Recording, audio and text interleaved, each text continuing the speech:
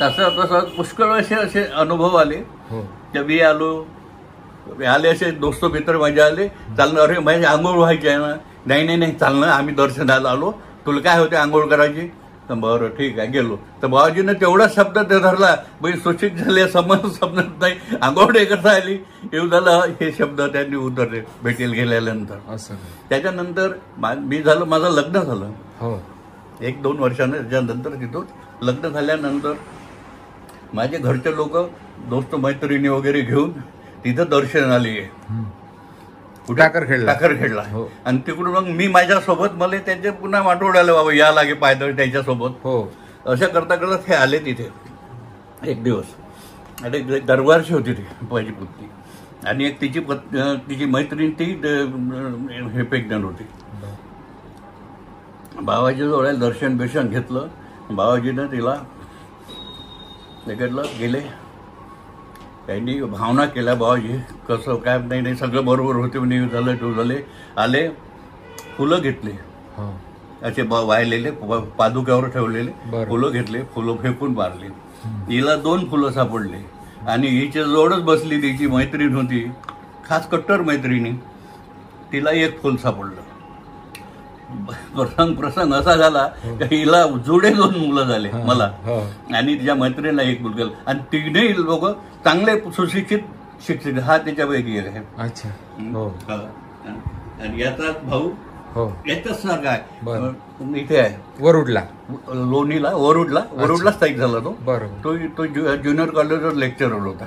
असं काय? त्या गोवाडचा आहे तिथे लोणीला ज्युनियर कॉलेज, त्याच्यावर लेक्चर होता, तोही रिटायर झाला, हे रिटायर झाला, हे जुळे.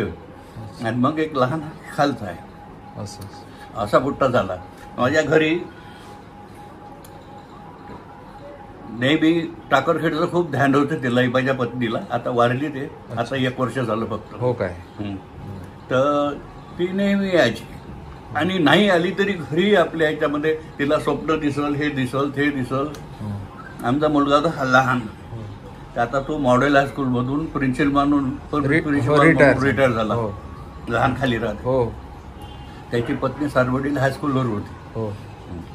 तर तो लहान असताना माझी ट्रान्सफर झाली. खुपगाववरून ह्या येणगाव आहे इथे, येणगावला आलो होतं. त्याचा एक असं ताव्यावर असा पाय जडला होता, खूप असं पांढरं झालं होतं सगळं. त्यावेळेस औषध पाणी हे ते सर्व लावायचं. कसं हे होते बाबाजी, तर हिला बाबाजी स्वप्नात आले हिच्या, म्हणे काय कर चालतं म्हणे, डॉक्टरला झालं आणि इंजेक्शन फिजेक्शन काय नाही म्हणे, आवळीचा पाला आण म्हणे, भाजून टाक म्हणे, त्याला ते हे करून आणि खोबऱ्याच्या तेला लाव म्हणे, आत्ताच बसून जाते म्हणे.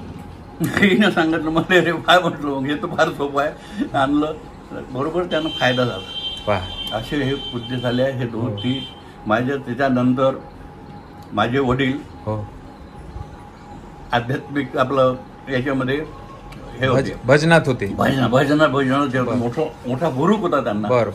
आणि भजन मंडळीचे 2-4 लोक घेऊन ते टाकरखेडला मायबाईच्या काल्याला जात असे ते रात्रीचे. तर असंच एक दिवस एक काल्याला जात असताना ते गावात फिरत बसले. फिरता त्यांना असं त्यांना चट्ट होतं, एक डोम्यानाग, अस्सल डोम्यानाग सावला, असा पोटरीला सावला. त्याचे मांबव होते शंकरराव भागवत, सावजी महाराजचे शिष्य, पट्ट शिष्य. ते त्याचे मामे भाऊ. ते म्हणे दादा काही होत नाही म्हणे, त्याला दात म्हणजे असे स्पष्ट दिसे. लोकांनी त्या सापाला कोंडून ठेवलं त्याच्यावर डालं टाकून. त्यानंतर मग हे करा ते करा, मग जाता येत नाही. मग बंडी सांगितली होती भाड्यानं, तिथं भजन मंडळ न्यायासाठी टाकरखेडला. त्याच्यावर बसले. दादा म्हणजे चाल म्हणजे होईन.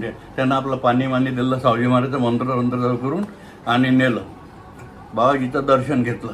झेंडू दाटून आले होते, पण ते त्या पाण्यानं आराम झाला. गेल्यानंतर तिथं एकदम लहानोजी महाराजच्या दर्शनाले हे त्यांनी लहानोजी महाराज म्हणजे त्यांनी काय बातीच खाऊन राहावं का म्हणे, काही होत नाही म्हणे, रात्रभर भजन कर म्हणे. वडिलांना मग टाळ घेतला आणि त्या दरवाजासमोर रात्रभर भजन केलं. आणि इकडे भजन मंडळ सुरू. दुसऱ्या दिवशी बिलकुल काहीच नाही.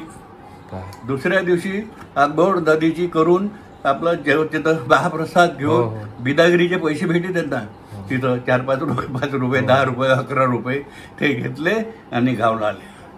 असे प्रसंग आहे.